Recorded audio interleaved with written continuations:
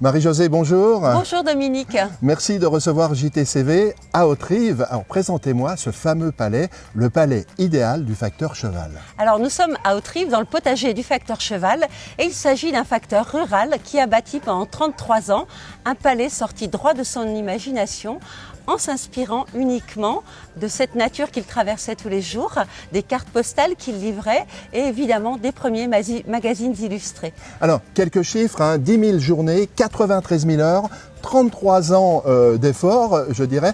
Ce palais, c'est de l'art, c'est du rêve, c'est fou. C'est fou parce que c'est à la fois un lieu d'imagination extraordinaire, c'est fou parce que c'est un monument qui mesure 26 mètres de long, 12 mètres de haut, 12 mètres de large. Il y a des choses à voir de partout et c'est le travail d'un seul homme.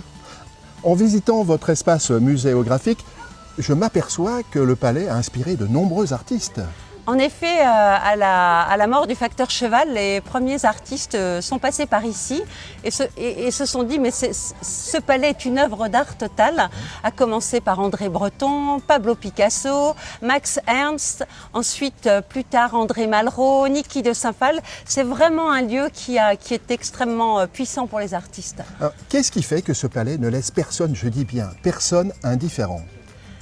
Je crois que ça laisse personne indifférent puisque d'abord c'est un lieu qui parle à l'âme, c'est un lieu de rêverie, de songe et c'est aussi un lieu finalement qui renvoie à l'idée que avec de la volonté tout est possible, chacun peut réaliser un rêve.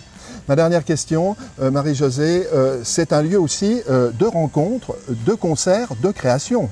Tout à fait, on accueille chaque année des artistes, c'est important puisque c'est un lieu de création et il faut que la création soit présente ici. Donc on accueille cette année Dominica, les Moriarty, Jacques Higelin, enfin voilà, on accueille de nombreux artistes, on accueille aussi des plasticiens et on a cette année par exemple une exposition d'art brut, hommage au facteur cheval intitulée Élévation, issue de deux collectionneurs qui détiennent la collection la plus importante d'art brut au monde. Marie-Josée, merci pour cet entretien et surtout pour votre accueil et toutes ces informations alors qu'on retrouve sur le site facteurcheval.com. Et bienvenue au club JTCV. Merci beaucoup Dominique.